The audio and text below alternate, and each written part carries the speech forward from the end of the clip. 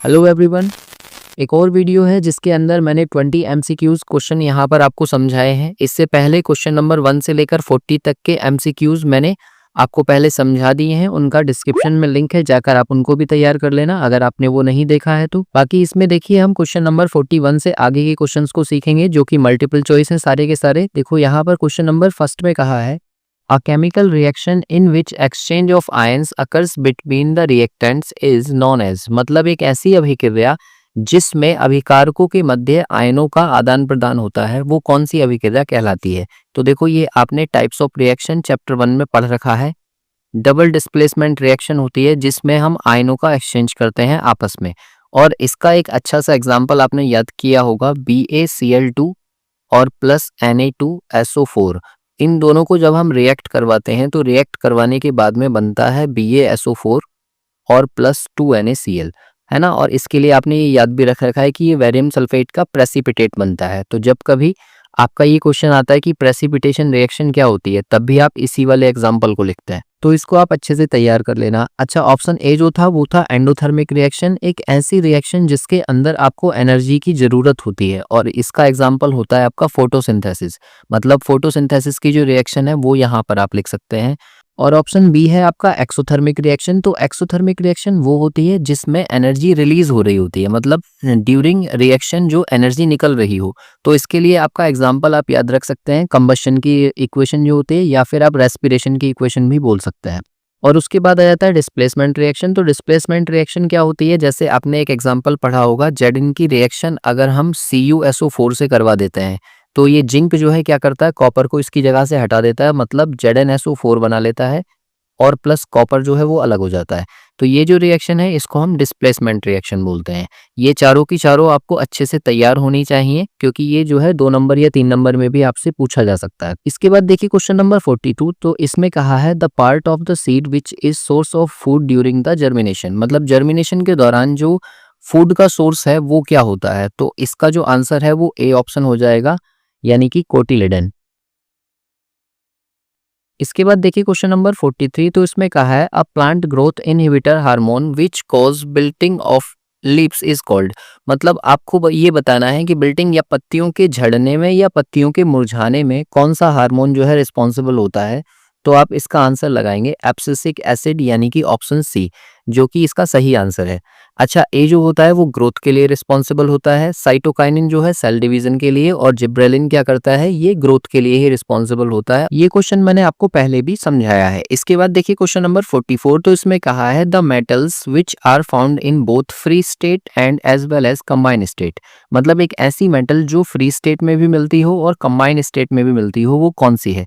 तो आप कहेंगे इसका जो सही आंसर है वो सी ऑप्शन है, कॉपर एंड सिल्वर, जो कि बिल्कुल करेक्ट आप लगा सकते हैं। यहाँ पर इस क्वेश्चन को काफी बच्चे गलत भी करते हैं, जो कि प्लेटिनम और गोल्ड को लगाने की कोशिश करते हैं ऑप्शन ए, जबकि ये गलत हो जाएगा, क्योंकि जो कॉपर है ना वो कंबाइन स्टेट में भी मिलता है, इसलिए जो इसका करेक्ट आंसर है वो ऑप्शन सी ही होगा। इसके बाद देखिए क्वेश्चन नंबर 45। तो इसमें कहा है bile is stored in the human body, आपको बताना है कि ह्यूमन बॉडी के अंदर बाइल जो है वो कहाँ पर स्टोर होता है। तो यहाँ से 2 क्वेश्चंस आते हैं।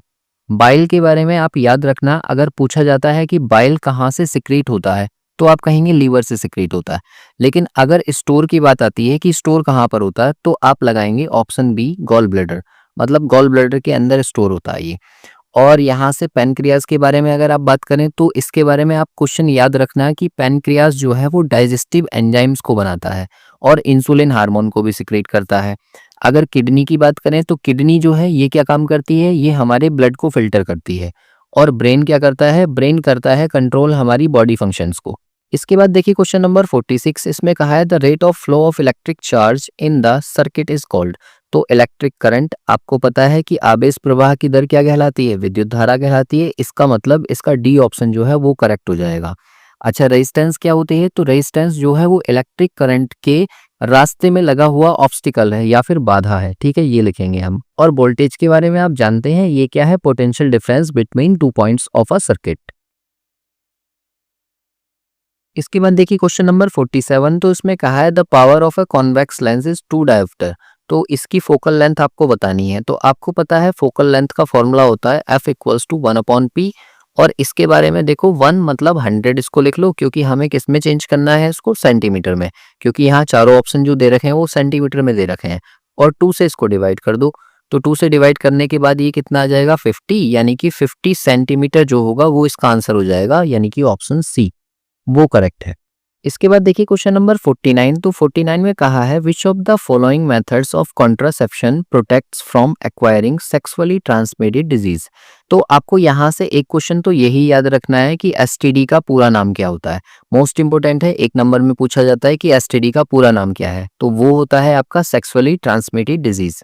अब यहाँ पर क्वेश्चन में क्या पूछा गया है कि आप बताइए सेक्सुअली ट्रांसमिटेड डिजीज से बचने के लिए क्या तरीके हैं, कॉन्ट्रासेप्शन आपको बताने हैं। इसमें ऑप्शन ए दिया हुआ है आपको सर्जरी, तो सर्जरी जो है इसके अंदर आ जाते हैं 2 पार्ट, एक वेसेक्टोमी और एक ट्यूबेक्टोमी। तो आपको पता है कि सर्जरी जो है हमें सेक्सुअली ट्रांसमिटेड डिजीज से नहीं बचा सकती है।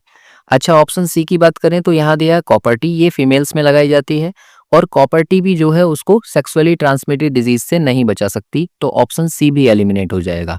ऑप्शन डी भी एलिमिनेट होगा, क्योंकि ओरल पिल्स भी जो है वो भी आपको सेक्सुअली ट्रांसमिटेड डिजीज से नहीं बचा सकती, तो बी ऑप्शन जो होगा वो इसका करेक्ट हो जाएगा। कॉन्डोम्स यानी कि फीमेल और मेल दोनों तरीके के ये अवेलेबल होते हैं, और ये हमने फिजिकल वैरियर के अंतर्गत पढ़ा है, तो ये जो है हमें सेक्सुअली ट्रांसमिटेड डिजीज से बचा सकते हैं। इसके बाद देखिए क्वेश्चन नंबर 50 को, तो इसमें कहा है the number of single and double bonds present in molecules of benzene respectively are. आपको बताना है कि बेंजीन का जो मॉलिक्यूल होता है उसके अंदर कितने सिंगल बॉन्ड होते हैं और कितने डबल बॉन्ड होते हैं। तो आपको पता है बेंजीन का जो स्ट्रक्चर हम बनाते हैं वो कुछ इस तरह का बनता है, और इसके अंदर 3 यहाँ पर इस तरह से डबल बॉन्ड दिखाए जाते हैं। तो आपको पता चल गया कि 3 तो डबल बॉन्ड होंगे, और बाकी के यहाँ पर यहाँ पर हाइड्रोजन के साथ में बॉन्डिंग होती है। तो आप सीधे सीधे बोल सकते हो कि टोटल यहाँ पर 9 और 3 का पेयर बनता है, कि इसके अंदर 9 सिंगल बॉन्ड होंगे और 3 होंगे डबल बॉन्ड, तो यही आपका सही आंसर है। इसके बाद देखिए क्वेश्चन नंबर 51, तो इसमें कहा है in a synapse chemical signals is transmitted from. आपको बताना है एक न्यूरॉन में जो आपने स्नेप्स पढ़ा था वहां पर जो केमिकल सिग्नल्स है वो कहाँ से ट्रांसमिट होते हैं, किधर की साइड होते हैं। तो इसका जो सही आंसर है वो डी हो जाएगा आपका, यानी कि axonal end of one neuron to dendrite end of another neuron तक ये ट्रांसफर होते हैं, तो डी ऑप्शन जो है वो इसका करेक्ट हो जाएगा। इसके बाद देखिए क्वेश्चन नंबर 52, तो इसमें कहा है which of the following non metal is lustrous. मतलब आपको बताना है कि कौन सा नॉन मेटल ऐसा होता है जो कि चमकदार होता है। तो इसका जो सही आंसर है वो डी हो जाएगा, आयोडीन। आयोडीन जो है वो एक नॉन मेटल है और ये साथ ही साथ चमकदार भी है। अगर सल्फर की बात करें तो सल्फर का जो कलर होता है वो कैसा होता है, येलो कलर। अच्छा, नाइट्रोजन और ऑक्सीजन जो है ये दोनों के दोनों कलरलेस होते हैं। इसके बाद देखिए क्वेश्चन नंबर 53, तो इसमें कहा है at what temperature the gypsum heated to form plaster of Paris. मतलब आपको बताना है कि जिप्सम से प्लास्टर ऑफ पेरिस बनाने के लिए उसको कितने टेम्परेचर पर हीट किया जाता है। तो इसका जो सही आंसर है वो 100 डिग्री सेंटीग्रेड है, कि 100 डिग्री सेंटीग्रेड पर अगर हम जिप्सम को हीट करते हैं तो वो प्लास्टर ऑफ पेरिस में कन्वर्ट हो जाता है। इसके बाद देखिए क्वेश्चन नंबर 54, इसमें कहा है which of the following is an example of saturated hydrocarbon. आपको बताना है कि सैचुरेटेड हाइड्रोकार्बन की पहचान क्या है। ये एक क्वेश्चन भी है, लॉन्ग क्वेश्चन में आप इसको तैयार कर लेना, मतलब 2 नंबर का या 3 नंबर का, कि सैचुरेटेड हाइड्रोकार्बन और अनसैचुरेटेड हाइड्रोकार्बन क्या होता है। तो जितने भी सिंगल बॉन्ड वाले हाइड्रोकार्बन्स होते हैं वो सारे के सारे कहलाते हैं सैचुरेटेड हाइड्रोकार्बन्स, और सिंगल बॉन्ड से ज्यादा डबल बॉन्ड और ट्रिपल बॉन्ड वाले जो होते हैं वो कहलाते हैं आपके अनसैचुरेटेड हाइड्रोकार्बन्स। इसके बाद देखिए क्वेश्चन नंबर 55, तो उसमें कहा है a cross between 2 tall plants resulted in offspring having a few dwarf plants, the gene combination of the parental plants must be. कहा जा रहा है कि 2 लंबे पौधों के बीच में क्रॉस करवाया है और उनसे कुछ बौने पौधे उत्पन्न हुए हैं, तो माता पिता की जो जीन है उनमें क्या संयोजन होना चाहिए। तो आप कहेंगे ऑप्शन ए जो होगा वो करेक्ट हो जाएगा, क्योंकि आप जानते हो मेंडल ने बताया था कि 2 बड़े पौधों का 25% का रेशियो रहता है और बड़े और छोटे का जो है वो 50% का रेशियो आ जाता है यहाँ, और दोनों के दोनों छोटे पौधों का जो होता है वो 25% का होता है। तो इस तरह से ही तो 1:2:1 का रेशियो यहाँ पर बनेगा, तो इसलिए जो हम आंसर देंगे वो ए ऑप्शन होगा, वही करेक्ट है। इसके बाद देखिए क्वेश्चन नंबर 56 को, तो इसमें कहा है in order to distribute a high potential difference resistors are combine in. मतलब पोटेंशियल डिफरेंस को हाई करने के लिए हमें जो रजिस्टर्स हैं उनको कौन से क्रम में संयोजित करना चाहिए या फिर जोड़ना चाहिए। तो इसका जो आंसर हो जाएगा बी, यानी कि सीरीज में, जब हम सीरीज में रजिस्टर्स को जोड़ते हैं तो वहां पर पोटेंशियल डिफरेंस हाई होता है। इसके बाद देखिए क्वेश्चन नंबर 57 को, तो इसमें कहा in a person if the tubule part of the nephron is not functioning at all. मतलब आपसे ये कहा जा रहा है कि एक न्यूरॉन है जिसका ट्यूबुल पार्ट जो है वो ठीक से काम नहीं कर रहा है, तो what will be its effect on urine formation. मतलब यूरिन के फॉर्मेशन पर क्या इफेक्ट यहाँ का पड़ने वाला है। तो सबसे पहले तो आपको पता होना चाहिए कि ट्यूबुल पार्ट जो है वो क्या काम करता है। तो it is responsible for reabsorbing water, salt and nutrients. तो आपको पता है क्योंकि ये एब्जॉर्ब करेगा, इसलिए जो इसका सही आंसर होगा वो हो जाएगा ऑप्शन डी, यानी कि जो यूरिन होगा वो मोर डाइल्यूटेड होगा, ज्यादा पतला होगा। इसके बाद देखिए क्वेश्चन नंबर 58 को, तो उसमें कहा है which of the following is not a liquid state at 10 degree centigrade. मतलब आपको ये बताना है कि इन चारों में से कौन सा एक ऐसा है जो 10 डिग्री सेंटीग्रेड पर लिक्विड फॉर्म में नहीं रहता है। तो देखो पहला वाला, अगर मैं बात करूं वाटर की, तो वाटर का मेल्टिंग पॉइंट होता है 0 डिग्री सेंटीग्रेड, तो मतलब ये तो नहीं है। अच्छा, एथेनॉल का कितना होगा? एथेनॉल का होता है मेल्टिंग पॉइंट 114 डिग्री सेंटीग्रेड, तो ये भी नहीं होगा।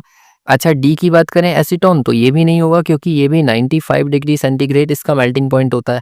तो एक ही हो जाएगा आपका ग्लेशियल एसिटिक एसिड, जो कि इसका मेल्टिंग पॉइंट होता है 16.6 डिग्री सेंटीग्रेड, और यही इसका सही आंसर है।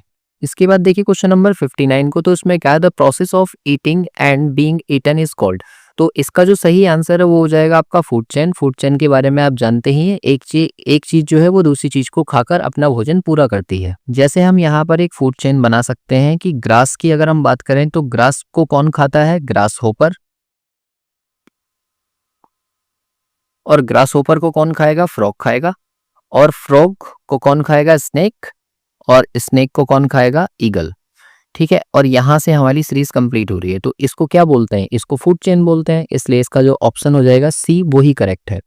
इसके बाद देखिए क्वेश्चन नंबर 60। तो क्वेश्चन नंबर 60 में कहा है which of the following gas shields the surface of the earth from ultraviolet radiation from the sun. आपको बताना है कि सन से आने वाली अल्ट्रावायलेट रेज से अर्थ को कौन प्रोटेक्ट कर रहा है। तो उसका नाम होता है ओजोन, यानी कि O3। ये क्वेश्चन पहले भी आया था, मैंने आपको समझाया था कि O3 जो है वो क्या काम करती है, हमें अल्ट्रावायलेट रेज से प्रोटेक्ट करती है। और अगर अल्ट्रावायलेट रेज हमारी बॉडी पर डायरेक्ट पड़ती हैं तो स्किन कैंसर जैसी डिसीज हमारी बॉडी में पनपने लगती हैं। तो यहाँ तक आपने 60 MCQ टाइप क्वेश्चंस तैयार कर लिए होंगे। अगर इससे पिछली वीडियोस आपने नहीं देखी हैं तो एक बार डिस्क्रिप्शन चेक कर लेना, वहां पर आपको वो मिल जाएंगे। बाकी अगर किसी क्वेश्चन में आपका डाउट है तो आप कमेंट करके मुझसे पूछ सकते हैं।